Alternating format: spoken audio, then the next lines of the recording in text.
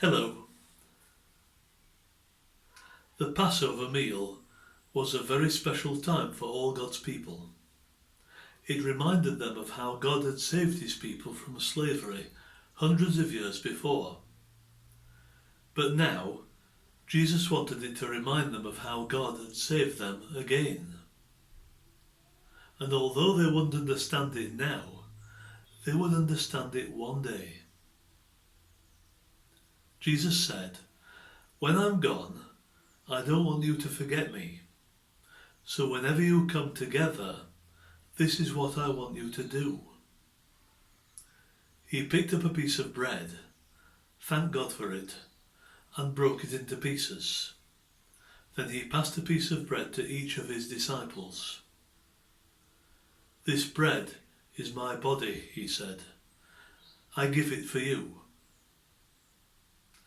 Then Jesus took the cup of wine, thanked God for it, and offered it to them. All of them drank some wine. Jesus said, "When you drink this, remember how my blood will be shed for many." After they had finished the meal, they sang a song to God. Then they left to go to a place called the Mount of Olives. All the way, Jesus looked more and more unhappy. "The religious leaders will come for me tonight," he said, "and even though you are my friends, you will all run away." "Not me," said Peter. "Even if others do, I won't."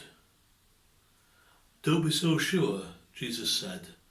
"Before the cock crows for the morning, 3 times you'll say that you don't even know me."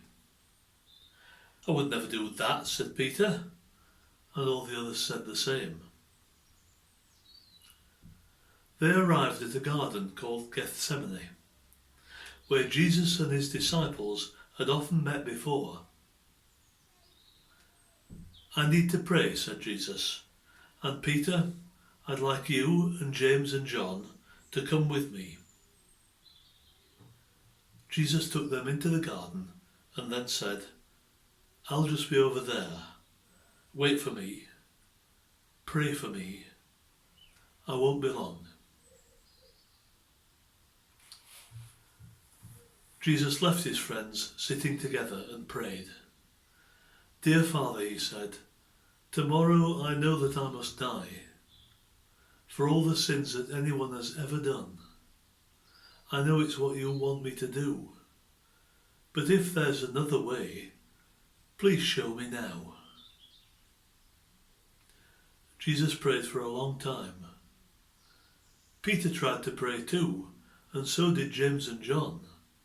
But every time they closed their eyes, they found themselves drifting off to sleep.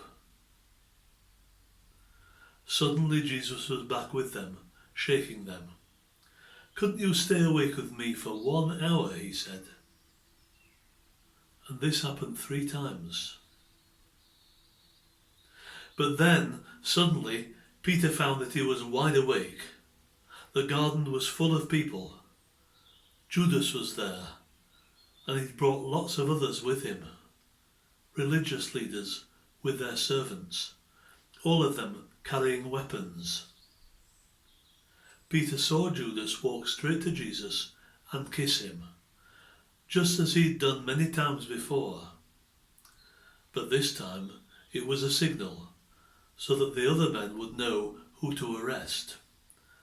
And that's what they did. They grabbed hold of Jesus. Peter jumped up. He picked up a sword and started swinging it around, but all he managed to do was cut off one man's ear. "Stop," shouted Jesus. "Put your sword back in its place. Surely you know that God could send armies of angels to save me if he wanted to." So all the men took Jesus away, and all his friends ran off in every direction. All except Peter, who followed at a distance. Jesus was taken to the house of the high priest, the chief of all the religious leaders. They held a trial there in the middle of the night, bringing witnesses who didn't mind lying. They needn't have bothered.